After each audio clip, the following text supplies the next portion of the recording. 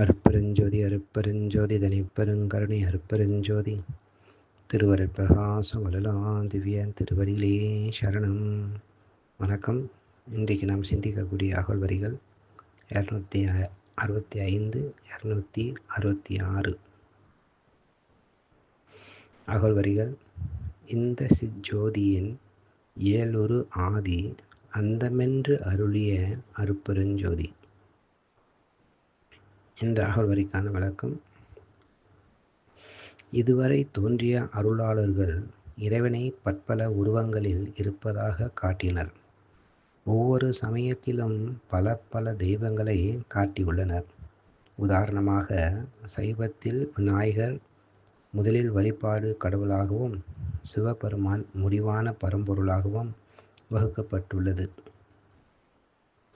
இந்த தெய்வ உருவங்கள் எல்லாம் முன்னால் தோன்றிய அருளாளர்களாலும் ஞானிகளாலும் எவ்வாறு தோற்றுவிக்கப்பட்டன என்ற உண்மையை வள்ளல் பெருமானார் கண்டறிந்தார்.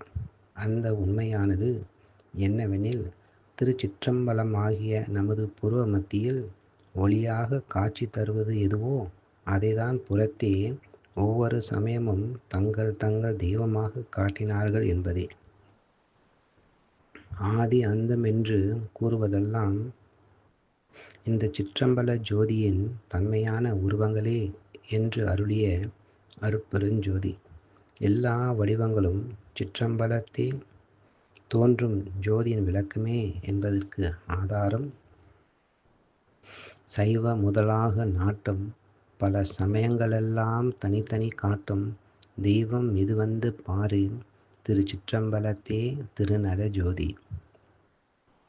மற்றும் ஒரு ஆதாரம், எம்பொருள் எம்பொருள் என்றே சொல்லும் எல்லா சமயத்துள் எல்லாருக்கும் ஒன்றே செம்பொருள் என்பது பாரில் திருச்சிற்றம்பலத்தே திருநட ஜோதி.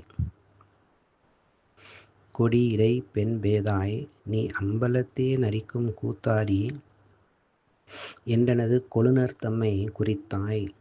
படியிடத்தே வானிடத்தே பாதளத்தே அண்ட பகிரண்ட கோடியிலே பதிவிளக்கமெல்லாம் அடிமலர் கொண்டு ஐயர் செய்யும் திருக்கூத்தின் விளக்கம் ஆகும். இது சத்தியம் என்று அருமறை ஆகமங்கள் கெடியுறவே பறையடித்து திரிகின்ற அவற்றை கேட்டறிந்து கொள்வாய் நின் வாட்டமெல்லாம் தவிர்ந்தே. நன்றி. அருட்பெருஞ்சோதி அருட்பெருஞ்சோதி தனிப்பெருங்கருணை அருட்பெருஞ்சோதி திருவருட் பிரகாச வள்ளலார் திவ்ய திருவடிகளே சரணம்.